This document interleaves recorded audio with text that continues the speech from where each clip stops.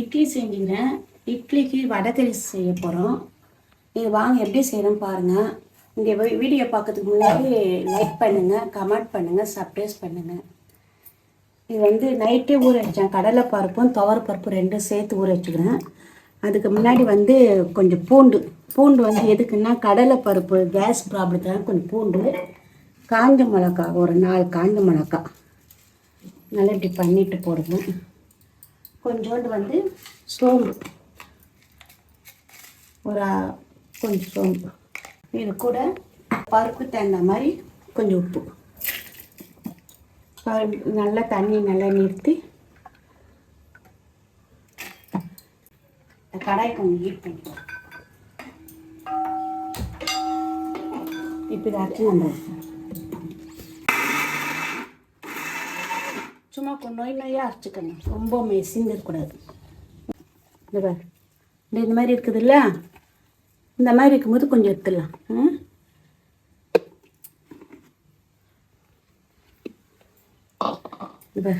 இந்த மாதிரி கொஞ்சம் நொய்யாக இருந்தால் வடைகறிக்கு நல்லாயிருக்கும் நமக்கு. அதுக்கு தான் சொன்னேன். கடாயில் கொஞ்சம் லைட்டாக எண்ணெய், இதை இட்லி குண்டால் கூட ஆவி கட்டலாம். ஆனால் இந்த மாதிரி சுட்டு போட்டால் கொஞ்சம் நல்லாயிருக்கும். இதை அரைச்சி வச்சுக்கிறோம்ல, இதை எடுத்து அப்படியே நம்ம அடை மாவு மாதிரி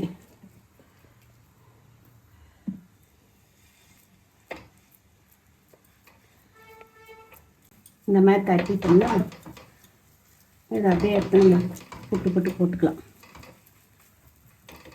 அவ்வளோதான். சின்ன வெங்காயம் 2 பெரிய வெங்காயம், 2 பச்சை மிளகாய், 2 தக்காளி, கொஞ்சம் கறிவேப்பிலை, கொஞ்சம் புதினா, கொஞ்சம் கொத்தமல்லி, இஞ்சி பூண்டு. இப்போ இதை திருப்பி போட்டுக்கலாம்.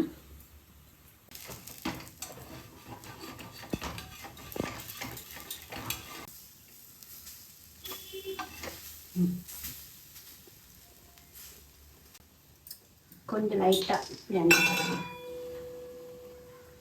இது ஆயிடுச்சு. இதை அப்படியே எடுத்துடலாம். இது கொஞ்சம் அப்படியே ஆறட்டும். அப்படியே ஆறட்டும். கடாய் வைக்கணும். கடாய் வச்சு கொஞ்சம் நல்லா பெருசாக வச்சு விட்டுக்கலாம். எண்ணெய் போட்டுக்கலாமா?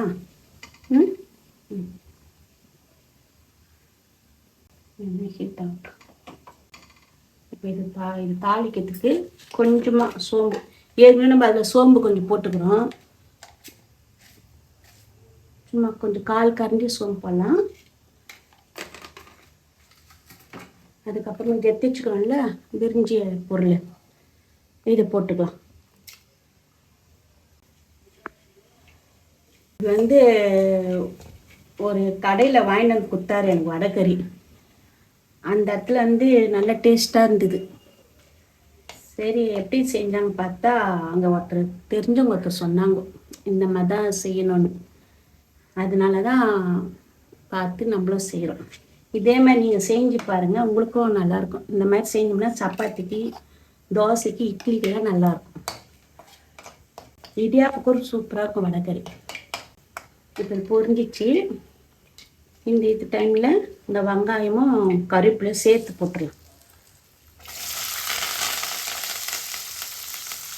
சாம்பார் வெங்காயம் இருந்தால் உங்கள்கிட்ட இருந்தால் போடுங்க. அப்படி இல்லைன்னா பெரிய வெங்காயமே ஒரு 3 வெங்காயம் போட்டுக்கணும். இது வதங்கி இருக்கும்போது ஏற்கனவே அதில் கொஞ்சம் உப்பு போட்டுக்கிறோம். இதுக்கு தேர்ந்த உப்பு கொஞ்சம் போட்டுக்கலாம். நல்லா கண்ணாடி பதமாக வரணும். அந்த மாதிரி இந்த டைமில் நம்ம இஞ்சி பூண்டு போடலாம்.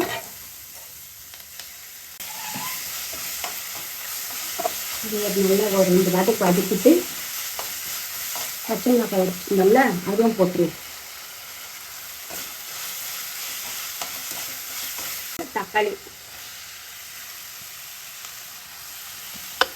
அதுக்கப்புறம் வந்து இந்த புதினா வச்சுருக்கோம்ல, இந்த புதினா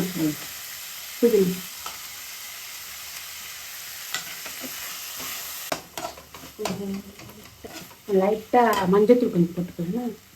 ஒரு 1/2 கரண்டி போட்டால் போதும். நம்ம 2 பச்சை மிளகாய் போட்டுக்கிறோம். இதில் ஒரு 3-4 காஞ்ச மிளகாய் போட்டுக்கிறோம். இதுக்கு தேர்ந்த மாதிரி கொஞ்சமாக மிளகாத்தூள் போட்டுக்கலாம். நல்லா வதங்கிச்சு பாருங்க. இந்த டைமில் நம்ம மிக்ஸியில் அரைச்சி வச்சுருந்தோம்ல, அதை கொஞ்சம் இது பண்ணி அதிலே தண்ணி எடுத்து விட்டுக்கலாம். இது ஜாஸ்தி வச்சுக்கலாம்.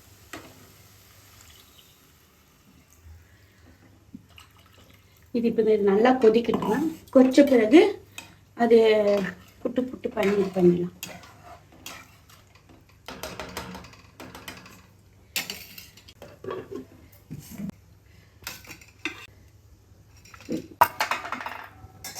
என்ன பண்ண கொஞ்சம் லைட்டாக இது வச்சு விட்டுட்டோம்னா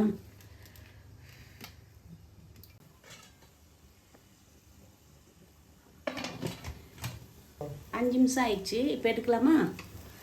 இந்த வேறு தண்ணி கொதிக்கிட்டு கொஞ்சோண்டு லைட்டாக பெருங்காயத்தூள் போட்டுக்கலாம்.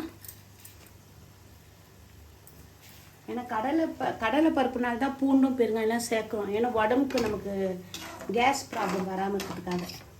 இப்போ நம்ம உதிரி பண்ணி வச்சுக்கிறோம்ல, இதை எடுத்து கொஞ்சம் கொஞ்சமாக இது போட்டு விட்டுட்டு அப்படியே கலரி விட்டுருவேன்.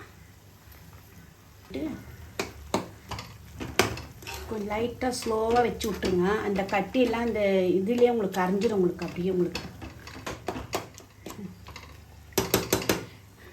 இது கொஞ்சம் அடுப்பு லைட்டாக ஸ்லோ பண்ணிவிட்டு இது கொஞ்சம் மூடி விட்டோம்னா ஒரு 10 நிமிஷம் வந்து பார்க்கலாம். 10 நிமிஷம் ஆயிடுச்சு. ஓப்பன் பண்ணி பார்க்கலாமா? அப்படியே கரைஞ்சிச்சு. நம்ம போட முழுசாக இருந்ததில்ல, அதுதான் அப்படியே இப்படி பண்ணாலும் நசிங்கனாலே இதுவாகிடும். இவ்வளோ இந்த மாதிரி இருந்தால் போதும். அப்போ தான் இட்லிக்கு தொட்டுக்க நல்லாயிருக்கும் நமக்கு. இப்போ இதுக்கு மேலே வந்து கொத்தமல்லி